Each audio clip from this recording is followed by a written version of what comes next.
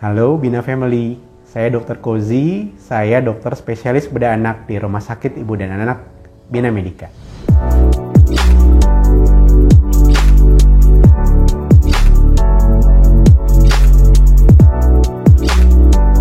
Hernia umbilikal adalah kelainan pada bayi atau anak di mana terdapat lubang yang posisinya berada pada tali pusat pada anak.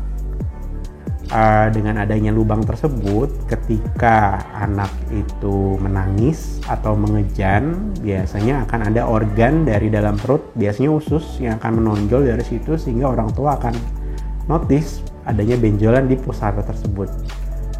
Kenapa bisa terjadi? Hernia umbilikal itu terjadi karena belum menutupnya defek tersebut. Ya, harusnya itu sudah menutup pada bayi biasanya atau bayi-bayi sudah lahir. Bayi cukup bulan dia akan menutup spontan.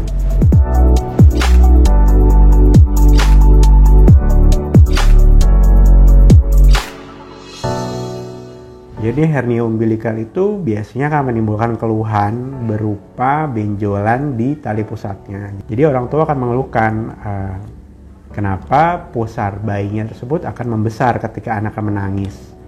Ya, karena tadi ketika dia menangis akan ada organ yang menonjol dari lubang tersebut, biasanya usus, jadi terlihat benjolan dari luar.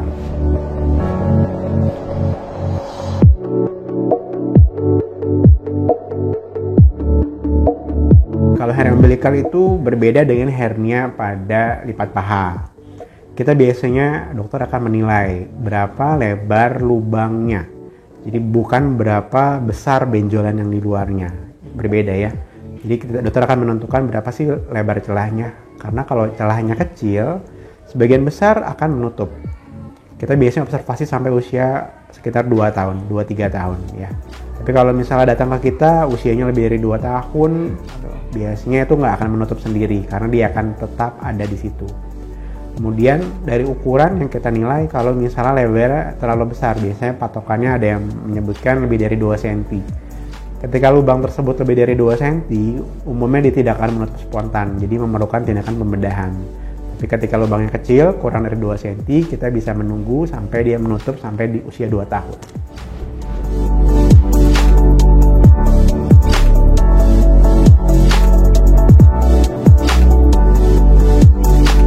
Ketika ada organ yang terjepit di lubang hernia tersebut, misalnya usus yang terjepit, tentu itu akan menimbulkan nyeri. Nah, pada kondisi nyeri tersebut, anak tersebut tentu akan rewel.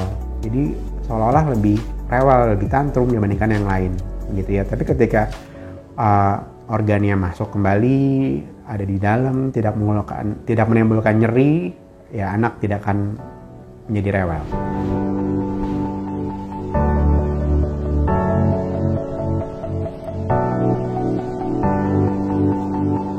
Tentunya ketika defek lubangnya besar dan anak sudah terlalu besar untuk kita tunggu tidak menutup, tentu memerlukan pembedahan. Nah, pembedahannya tentu kita akan menutup si lubang tersebut. Biasanya dapat dikerjakan operasi yang simple, ya. Pasien pun tidak akan lama dipuasakan dan bisa segera mulai untuk minum setelah anak tersebut sudah sadar.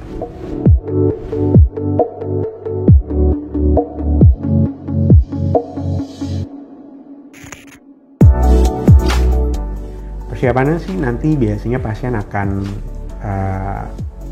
menjalani pemeriksaan darah pertama, kemudian kita akan konsul ke dokter spesialis anak dan dokter spesialis anestesi untuk evaluasi kondisi anaknya. Harusnya dalam kondisi optimal kita bisa kerjakan, dan biasanya sebelum operasi pasien akan dipuasakan.